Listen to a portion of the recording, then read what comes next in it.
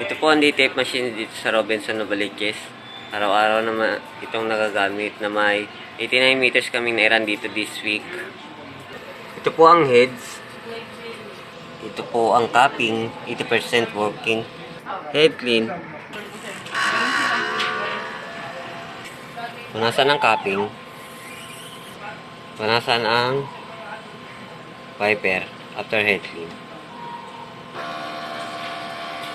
Nozzle check. Buo naman at maayos ang nozzle check. Ang ink system ay tama lang. Basing tank malinis every Friday. Ground wire. ABR. Ito po ang use ink. Unused ink. Film. Powder. Daily workload updated. Consumable withdrawal updated. Weekly physical inventory updated. SRR this week is na-prepare naman na daw po sa uyo. Temperature po is tama lang.